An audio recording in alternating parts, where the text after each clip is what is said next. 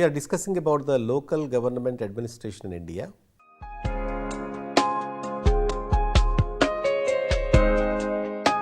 We are going to discuss about what is 74th Constitutional Amendment Act, urban local bodies, important powers and functions given by the Constitutional Amendment Act, and a critical evaluation. Every society, everywhere, embarking about a process of economic change, rapid industrialization, commercialization, increase in productivity, increase in employment generation, etc., which are the important areas of economic development to be focused in a state. A country is developed or not, America is developed. Why we are saying is a rapid industrialization and a rapid commercialization. We will say, we will come to a city and say, oh, malls, oh, cinema theatres, oh, everything, very good roads, 6 lanes, 4 lanes, metros, city buses, etc., etc. What is this? All these are part of the important industrialization. Due to the economic development of the population of the particular area of industrial areas and other things, they increase tremendously, and so too do the infrastructural development. These areas are we call as urban areas. What is an urban area?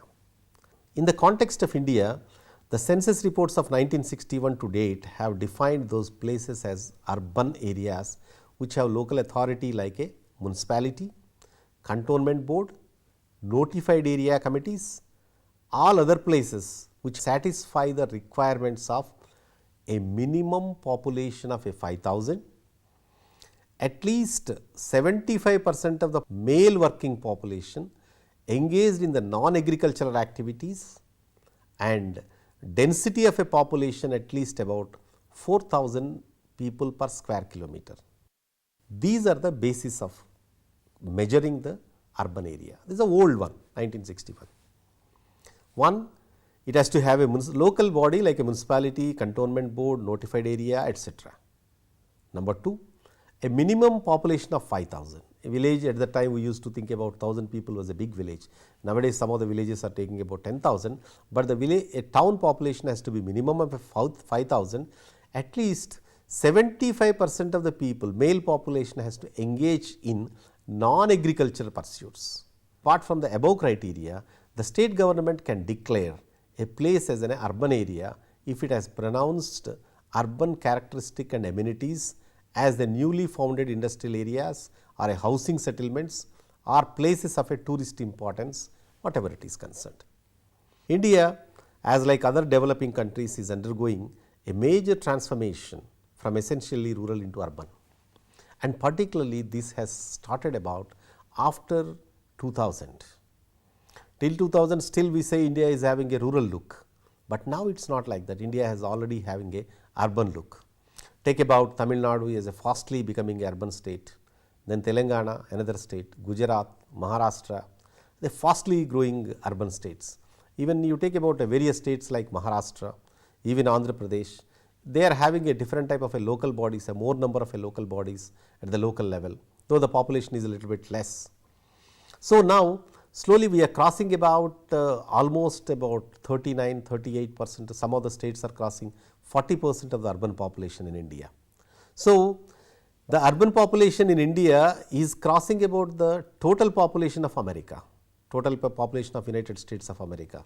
So it is an important trend and going on very fast pace, and moreover, according to the United Nations, some of the data shows that 3 countries are in all over the world dominating very fast growing urban areas. 1, Nigeria with a 9%, 2, China with a 13%, and India with a 16% growth rate of urban population. So this is coming about migration, this cover the jobs, they are going for development of industries or facilities, infrastructure, what about? But at the same time, this type of urbanization as unleashes a wide range of complex forces of problems with require efficient institutions of administration. Because if you are growing a population of the city, Hyderabad, for example, a city like Hyderabad, like a Bangalore, like a Ahmedabad, other than Delhi, Chennai, Kolkata, Mumbai, because of the old cities, they are from the British time they are increasing. But you take about a new cities like emerging, like Bangalore, Hyderabad, Ahmedabad, Pune. They are emerging like an important central metro cities like. So, there is going to be a complex situations, and all the situations has to be taken care by the local governments there.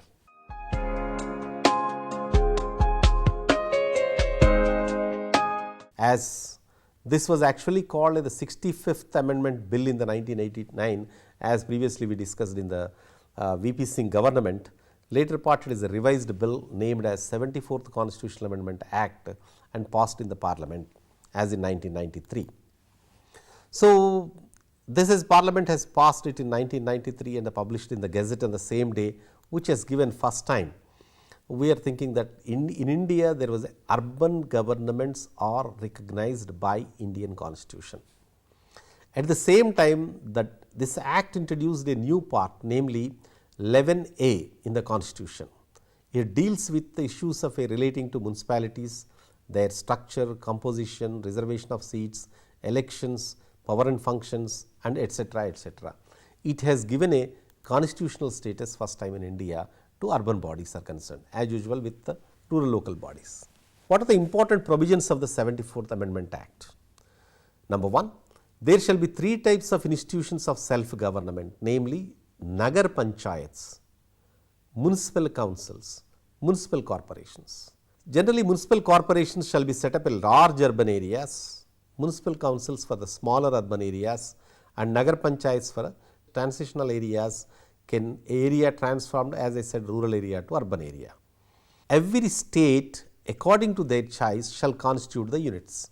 The members would generally be elected by direct elections. The legislature of the state may by law to provide a representation of a municipality.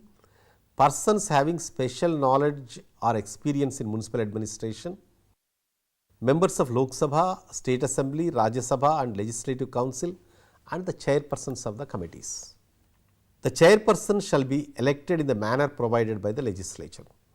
Reservation of seats in favor of scheduled castes and scheduled tribes, every municipal corporation. Out of the total number of seats to be filled by the direct elections, at least 1/3 will be reserved for women.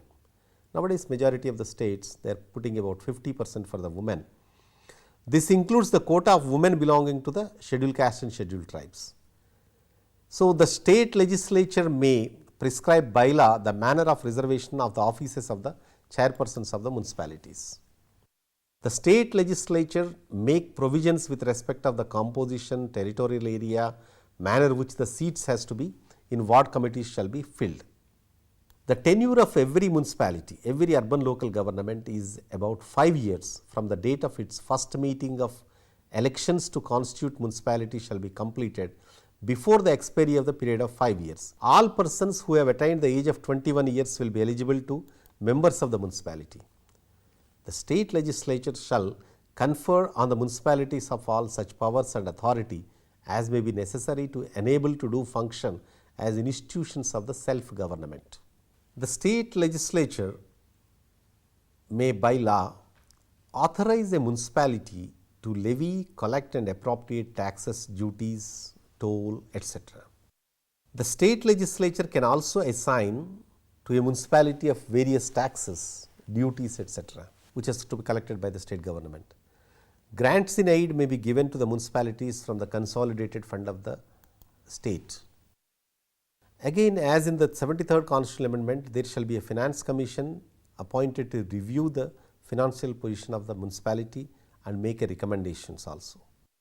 These recommendations, the distribution between the state and municipalities of the net proceeds of taxes, duties, tolls, fees leviable by the state, which may be divided between the and allocation shares among the different levels of municipalities. So, again the same with as taxes, duties, grants and aid, etc. The conduct of the elections to the municipality shall be supervised by the State Election Commission. At the district level, there is a district planning committee shall be set up to prepare the developmental plans. Every metropolitan area, there shall be a metropolitan planning committee. The Finance Commission appointed by the President under the Article 280 shall make recommendations in regard to the measures needed to augment the consolidated fund of the state to supplement the resources of the municipalities.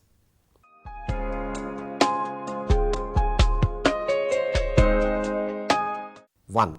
Municipal corporation, municipal council, municipal committee or municipality, notified area committee, town area committee, township, cantonment boards, special purpose agencies, port trust, special purpose authorities. These are the some important things are going to be given as a structure, but generally we know about municipal corporation, municipality and nagar panchayats. Administrative problems in municipalities. Because municipal administration in India has confronted with a numerous hurdles and suffers from inherent problems. The chief source of income are the very type of taxes. However, most of the income generating taxes are levied by the union and state governments, and the tax expenses services is provided and they are collecting the taxes.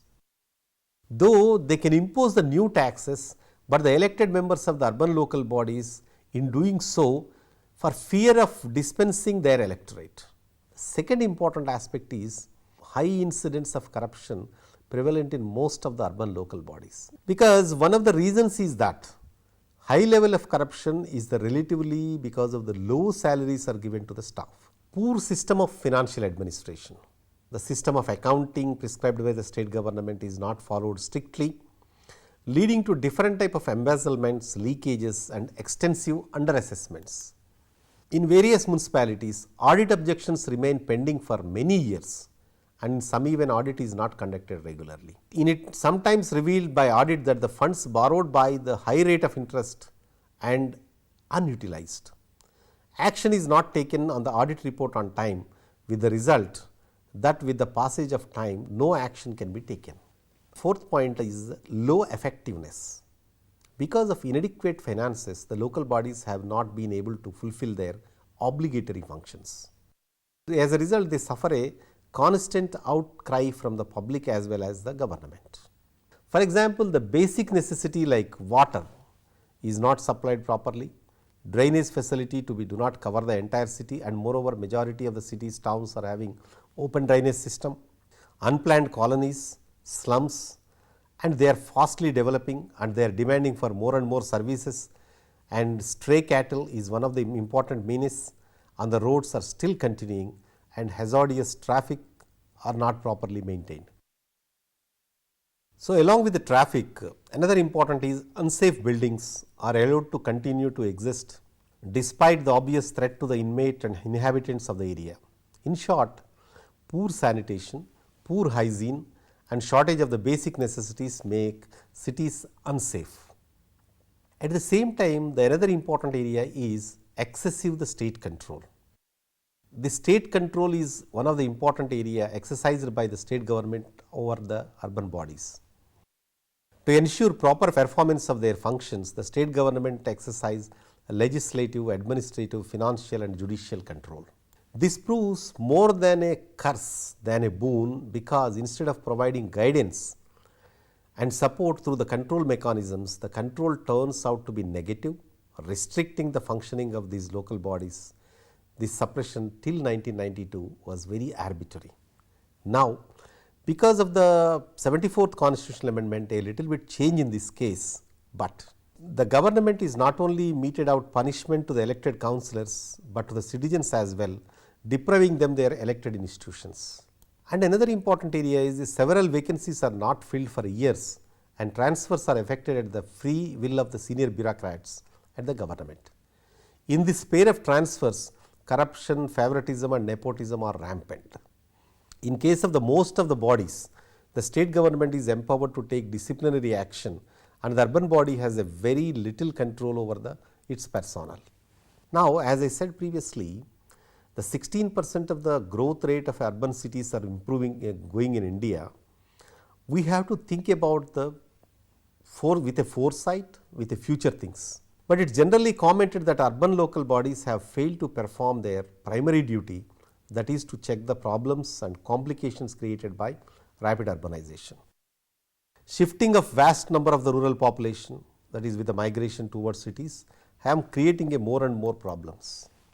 In the absence of a proper planning and judicious use of the land, create problems that colonies are set without a proper facilities of a park, a drainage, water hospital, school, etc. All this is one. Another important area is a low level of participation. Due to acute lack of a civic consciousness, public participation in urban local bodies has been negligible. The population of the cities consists of heterogeneous groups and they are alienated from one another. Most of the city population once upon a time rural, now converted into the urban. It looks like a city merely as a place to earn a livelihood and has a little attachment with it. While one understands the reasons behind the low level of participation of the rural population in the management of their politico-administration institution, it is difficult to appreciate a similar if not identical phenomena in the urban areas. These are some important areas whatever we are talking about problems in urban areas. And another important area is this ineffective leadership, poor municipal leadership, poor municipal representation and poor municipal lobby at the government level is another important factor to say that lacking the credibility of urban bodies. The urban bodies during their election fails to attract the caliber as the later find a berth in the state and union legislature more prestigious and profitable. Besides, urban bodies have no original powers, they are depending on the state government and their image is fueled often by charges of corruption and inefficiency.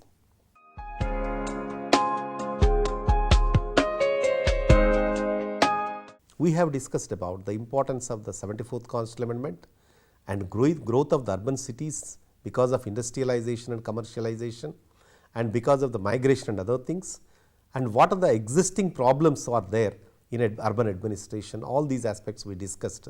The backlog and current problems of urban India are enormous. The fast pace of urbanization in future would lead to problems of a magnitude many times larger than the current ones.